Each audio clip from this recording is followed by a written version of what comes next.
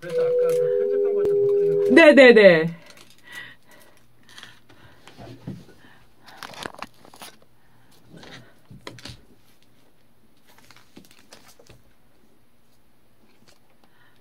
블루버드의 피아노 연주곡.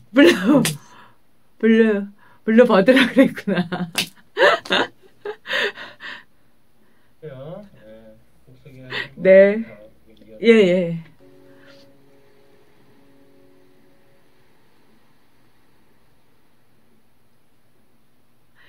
버드의 피아노 연주곡 블루시 들으셨습니다. 마음의 기능에 대해서 첫날 말씀하셨죠? 이 네 개에 대해서 말씀해 주실 텐데 각 장에서 계속 반복될 거다 이렇게 말씀하셨는데요. 우선은 지성인 부띠, 그리고 자아인 에고, 그리고 외적인 것에 대해서 의심하고 의욕을 품는 마나스, 그리고 기억하는 기능을 갖고 있는 찌따 라는 이 네 가지 기능이 잘 조화를 이루어야 된다라고 말씀하셨는데요. 마치 이 조화를 이룬다는 건 서구 음악에서 조화를 이루는, 그러니까 화성, 불협화음, 화음 뭐 이렇게 나누기도 하잖아요.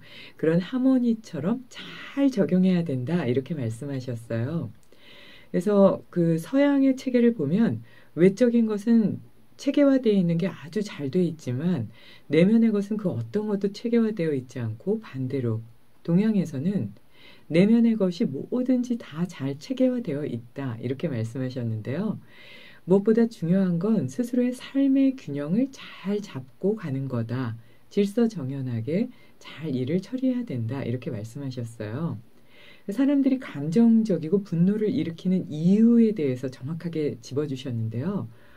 저 사람 왜 저렇게 화를 내? 저 사람 왜 저렇게 있기만 하면은 갈등을 일으키고 문제를 일으키지? 이럴 때 보면 그 사람의 마음 속에 있는 스스로가 만든 그 갈등이 해결되지 않기 때문에 그래서 항상 감정적이고 그게 여러 형태의 분노로 표출된다. 이렇게 말씀하셨는데요.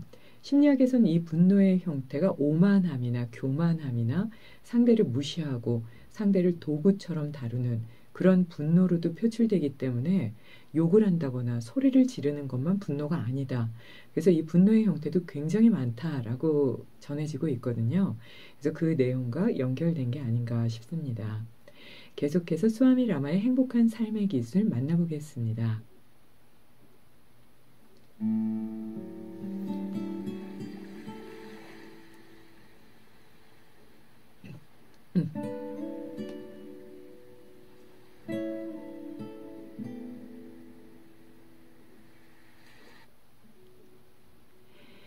현대 학생들에게는 심각한 문제가 하나 있습니다. 바로 그들이 어린아이 같다는 것입니다. 어린아이들은 한밤중에 씨앗을 뿌려놓고 이튿날 아침 일찍 일어나서 무슨 일이 일어나고 있는지 보려고 심어 놓았던 씨앗을 보기 위해 땅을 파기 시작합니다. 물론 아무 일도 일어나지 않았겠지요. 씨앗은 여전히 심어놓은 그 자리에 그대로 있을 것이기 때문입니다. 그럼 아이들은 다시 그 씨앗을 묻고 물을 줍니다. 그리고 오후가 되면 또다시 그 자리를 찾아서 그 씨앗을 확인하고 싶어 합니다. 수행을 할 때는 마치 이 아이들과 같이 그렇게 자주 확인하고 싶어 해서는 안 됩니다. 수행의 씨앗이 자라도록 씨를 뿌리고 그대로 내버려 두십시오. 여러분의 수련이 발전할 시간을 주어야만 합니다. 의식적인 마음과 무의식적인 마음 사이의 관계는 매우 중요합니다. 어떤 사람을 사랑하게 되면 처음에는 사랑해요, 사랑합니다 라고 말할 수 없지요. 아직 무의식적인 마음 속에 그 생각을 저장하고 있는 중이기 때문입니다. 의식적인 마음은 그것을 알고 있지만 무의식적인 마음은 그 마음을 알지 못해서 여전히 그 생각들만 저장하게 되는 것입니다. 무의식적인 마음이 그것을 쭉 충분히 이해하게 되면 의식적인 마음이 그러한 생각을 하게 만들고 그리고 나면 자신의 사랑에 대해 말하게 됩니다. 확실하게 사랑해요, 사랑합니다 라고 말할 수 있게 되는 겁니다. 마음의 갈등이 오래 남아있는 만큼 해결하지 못한 어떤 문제를 갖고 있다는 걸 의미합니다.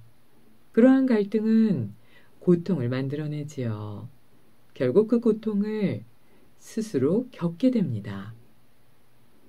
자, 그러니까 여러분은 스스로 자신의 갈등을 해결할 수 있습니다.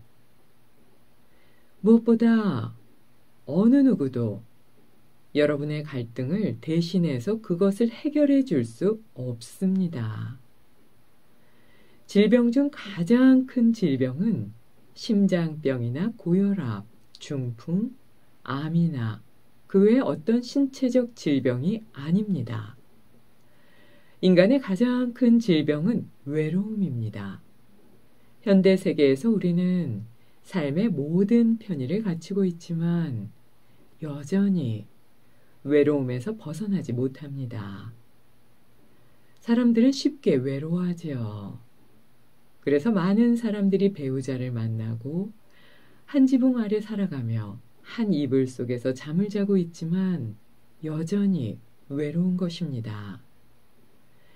대부분 모두 다 아마도 그런 마음을 경험했을 겁니다. 이 외로움은 깊숙한 내면에 있습니다. 그건 여러분 자신의 가장 깊은 층과 관련되어 있습니다.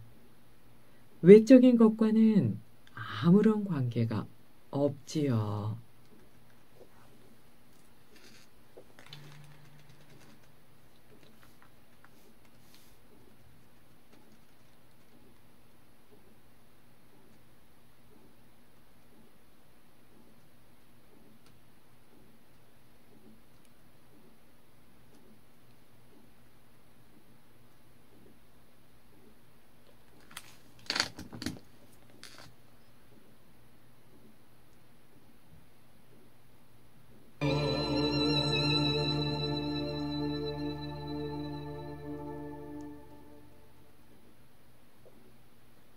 도신 스님의 무상 들으셨습니다. 아이들처럼 수행할 때 그 상황을 가서 자꾸 파헤치지 말아라 이렇게 말씀하셨는데요. 보통 그러죠. 나 새벽 명상했는데 얼굴에 빛 좀 나는 것 같지 않아? 내가 요즘에 요가 매일 하고 있잖아. 저 건강해 보이지? 젊어지지 않았어? 계속 이렇게 하루 이틀, 뭐 한 달, 길면 1년, 한 10년쯤 하면 난 명상을 했잖아 이러면서 무엇인가 확인하고 싶어 한다. 근데 그러면 안 된다. 그럼 시가 잘할 수가 없겠죠. 그리고 스와미베다께서도 그렇게 말하는 것 자체가 이미 그 가치를 반 이하로 떨어뜨린다고 하셨잖아요. 그래서 무의식 속에 사랑의 마음이 가득 차고 가득 차서 의식으로 떠오를 때 내가 사랑하고 있구나 사람들은 알게 되고 그 다음에 사랑합니다 라고 말할 수 있는 것처럼 무의식의 마음을 우리가 알지 못하지만 그 생각을 무의식에 저장하는 건 알고 있어야 된다. 그래서 화장실에 앉아서 생각하는 것도 내 삶의 일부가 된다. 요가에서는 그렇게 얘기해서요. 화장실에 앉아서도 부정적으로 얘기하거나 누구를 무시하거나 욕하지 말라고 하거든요. 그건 하늘로 쏘아 올린 화살 같아서 나한테 다시 온다. 이렇게 보거든요. 이제 그렇게 무의식에 저장하게 되면 결국은 그게 말로 나가게 되고 말은 그 사람의 삶의 질을 뜻하게 되잖아요. 그래서 그렇게 되돌아오기 때문에 무의식적인 마음을 충분히 이해하고 의식적인 마음으로 떠올랐을 때 내가 이런 생각으로 떠올랐구나 하는 걸 알아야 된다라고 말씀하셨는데요. 그걸 잘 하지 못하면 갈등이 일어나고 갈등의 고통은 내가 겪게 되고 그리고 그 갈등은 누구도 해결해 줄 수 없다. 요가적으로는 신도 해결해 줄 수 없다. 당신의 문제는 당신이 해결해라. 이렇게 얘기하거든요. 그러니까 심장병이나 고혈압 이런 거는 질병에서 봤을 때는 작은 부분이고 가장 큰 질병은 외로움이다 라고 말씀하셨는데요. 정말 그렇죠. 함께 있으면서 외로운 게 진짜 외로움이잖아요. 근데 이기적이고 아, 나는 가장이니까, 아, 나는 뭐 이렇게 높은 위치에 있으니까 당신은 내 말을 따라. 이러면서 외로움에서 벗어나서 사람들이 나를 따라주기를 원하면 더 외로워지죠. 그래서 더 낮추고 더 조용히 마치 먼지처럼 없는 듯 상대방을 돕고 더없이 따뜻하게 대하고 진심으로 대하고 침묵으로 대할 수 있다면 그럼 외로울 수가 없을 것 같아요. 모든 사람들이 그를 찾겠죠? 그러니까 반대로 행하는 경우가 많이 있는 것 같거든요. 그래서 나는 외로운 삶을 향해 가는 누군가의 위에 쓰려고 하고 나를 조금 대단한 사람으로 봐주게 하기 위해서 여러 가지 방편을 쓰고 있다면 외로운 삶으로 갈 수밖에 없고요.